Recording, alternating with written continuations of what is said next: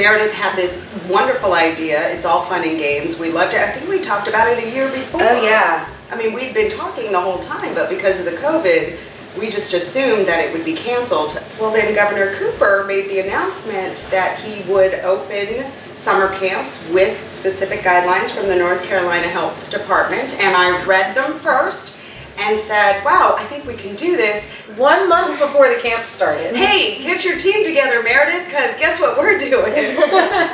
Had the honor of working with Kasen back when he was in our kids' shows. Mulan Jr. Had seen Aiyana in Your Good Man Charlie Brown, and Kaylin friended me on Facebook, and I was like, who dat? Who dat? Who dat? The difficult part of doing a theater summer workshop, it's not like the YMCA where they have multiple programs and different events that are going on. I mean, we are storytellers, and it is extremely difficult to tell stories without beating up in someone's face. And I think we went above and beyond what was required on the North Carolina Health Department regulation. We got pool noodles, and we were like, if you can hold your pool noodle out and it's not touching someone, like including arm distance, you are officially noodle distance, and you are social distance. Yes. 1, 2, 3, 4. 1, 2, 3, 4. 1, 2, 3, 4. 1, 2, 3, 4. 1, 2, 3, 4. 1, 2, 3, 4. 1, 2, 3, 4. 1, 2, 1, 2, 1, 2, 1, 2, 1, 2, 1, 2, 1, 2, 1, 1.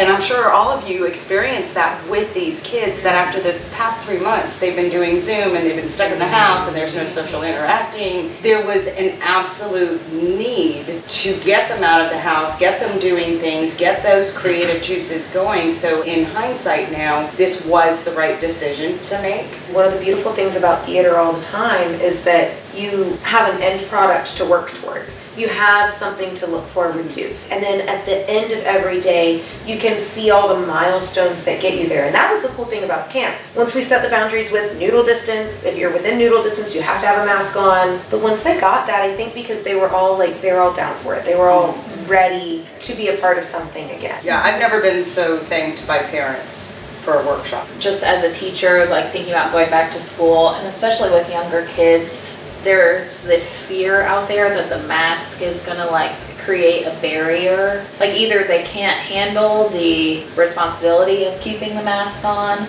or it's gonna prevent them from like being a kid in some way. But that did not happen. There was it wasn't a barrier for them to interact with one another, to interact with us.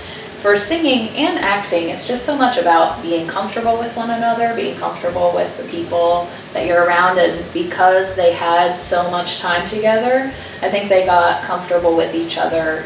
You were the one who designed the costumes? Yes. The person? So I draw out the sketches, and so that I'm getting sort of the color and the shape of everything. Now, things will change and progress as you go along. So if you saw Frozen this year, you'll see that some of these look exactly like what was put on stage. And some of it worked and changed a little as we went. The lobby next. That is your next location. The lobby. Let's put that. Definitely, like watching them do what they did with the mask, like as a barrier, as an obstacle, was incredible because they projected. Like they just watching them come so far with projection has been like the highlight of camp, because during the showcase they just projected with the mask. Like I could hear them so clearly. And then also just acting. I mean, they had to act with the mask on. And we saw that from each and every camper. Like they did that. La la la la la. You never asked to be a dragon. I never asked to be a champion. We just jumped on the bandwagon, but all we need is guitar jamming. It was kind of nice the way we set it up. We did nothing but classes. We didn't rehearse. We didn't do anything like that first week. So that then when they did get to rehearsing and performing, they didn't have to think about, oh gosh, okay, so this thing that I learned earlier, I've got to apply this here. No, they've already gotten that. You start off with 2 costume pieces on. You have to take them off. You have to take them off and put on 2 other costume pieces. Come on now, what do you got? What do you got? No. And, okay, we got 2 items on. You kept on putting on stuff and throwing it.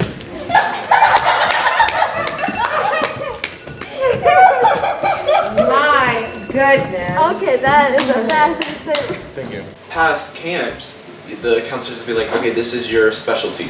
Stick to this. Like last year. Choreo. I only did choreo last year. So this year, getting to do everything different, like the quick changes, and then Aiyana did embodying character, and then Callan with the monologues. We each had to do different things, and I think that was fun for the kids, but also fun for us, because we weren't sticking to the same thing. Last year, when we had 40, 45 kids, and we would throw them all up on stage to do choreo, nobody's dancing all at the same time. So you have some kids sitting, and they have to teach, they have to reteach, and then you have to keep going and going. So kids get bored. Right. So then they're bored, and then they get aggravated, and they're like, when is it my turn to do stuff? Like, this is, you know? So I think that helped because everybody was constantly doing something, because we had a smaller number, and then we had the cabins. They went into a new area, the lobby, the theater, the Athens, so they weren't in the same place just sitting, and they were learning about new stuff. So why do we use stage combat? Makes things intense. It can kind of, does anyone know what a climax is? All right, what's a climax?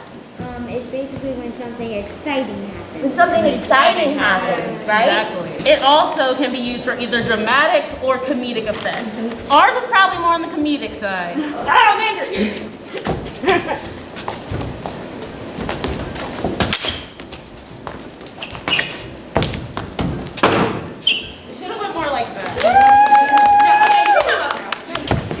React. React.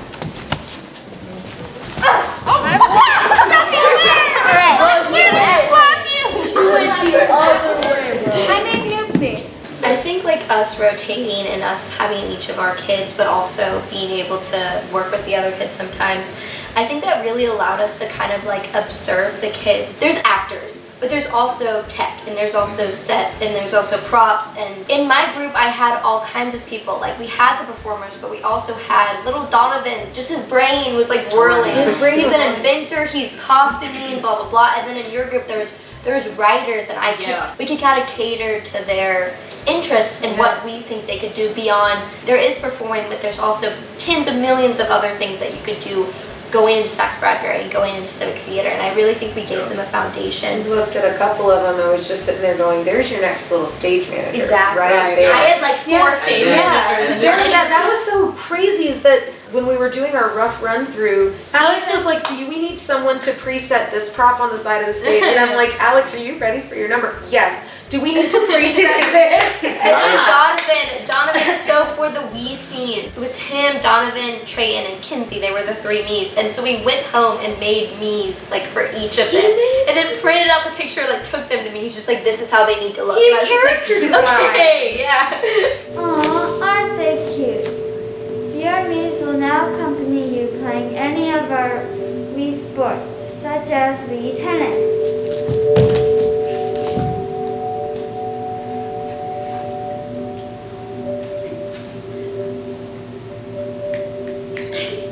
I said my biggest fear was like that I was gonna forget everything I ever learned about theater in like the past 4 years.